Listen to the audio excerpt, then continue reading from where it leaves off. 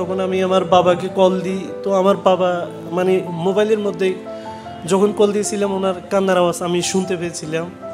তো শুরুতে আমি মহসিন ভাইয়ের ক্লাস একটা দেখছিলাম, দেখার পর আমার মনে হয়েছে এখান থেকে আমি আবার ফিরতে পারবো। আসসালামু আলাইকুম, আমি মোহাম্মদ আসিফুর রহমান, লোক প্রশাসন বিভাগে এবছর অধ্যয়নরত আছি। আমি একজন সেকেন্ড টাইমার।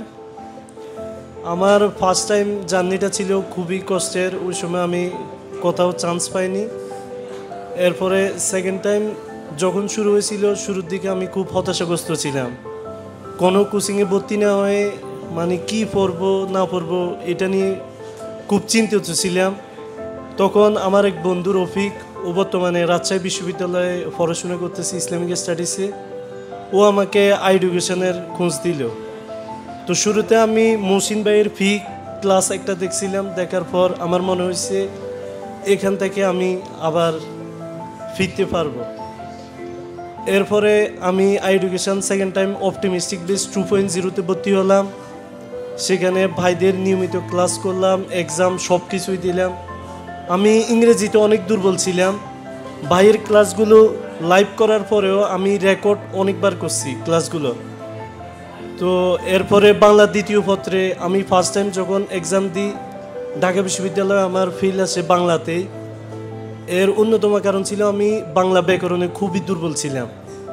তো যখন সেকেন্ড টাইম আসে, সুফিয়ান স্যার বাংলা দ্বিতীয় পত্র প্রত্যেকটা টপিক এমনভাবে পড়াইছে, আমি এখনও নোটগুলো আমার কাছে যত্ন করে রাখছি। সেকেন্ড টাইম যতগুলো বিশ্ববিদ্যালয় এক্সাম দিছি, আমার বাংলা দ্বিতীয় পত্র কনফিডেন্সের সাথে সবগুলোর আনসার করতে পারছি।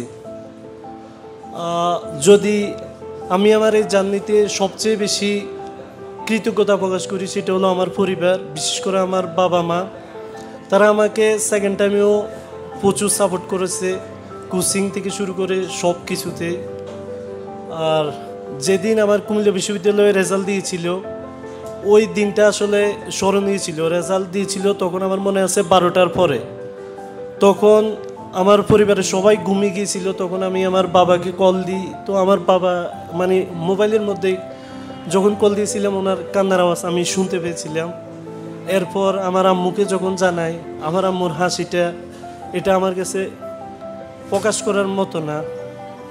এই বলে আমি আমার সংক্ষিপ্ত বক্তব্য শেষ করতেছি।